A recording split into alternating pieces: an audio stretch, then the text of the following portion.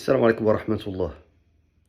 28 septembre 2025, 3 heures du matin, Markham, en Ontario, au Canada. Un père de famille de 54 ans a été sauvagement battu. Une agression islamophobe d'une violence inouïe. Ce père de famille s'est fait approcher par un client dans un hôtel qui avait du mal à payer sa facture. Le client lui a posé la question « Ma dinuk, quelle est ta religion ?» Ce père de famille a dit « Musulman, musulman ». Il l'a par la suite roué de coups. Il lui a brisé les dents. Il lui a fracturé le crâne. Il lui a fait déplacer ses yeux de leurs orbites. Il se peut qu'il ne puisse jamais plus voir la lumière du jour. Cet homme qui est hospitalisé ne peut ni parler, ni voir, ni manger. Il a les deux mâchoires soudées.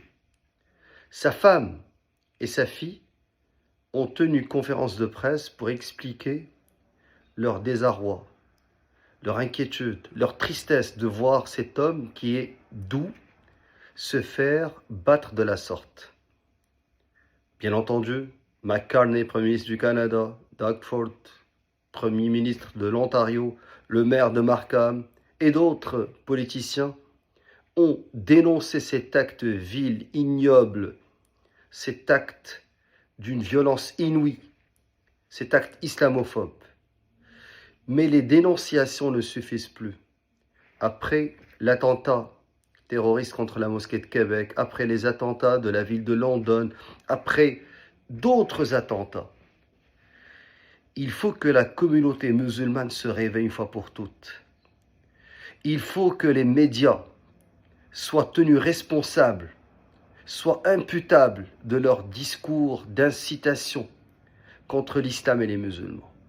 Faudrait que certains partis politiques comme le Parti québécois, la CAQ ou le Parti conservateur du Canada soient tenus responsables pour leur incitation contre les immigrants, contre les musulmans. La parole a un prix, la parole a un poids, la parole peut tuer. Et ici au Canada, il y a une seule communauté qui est ciblée.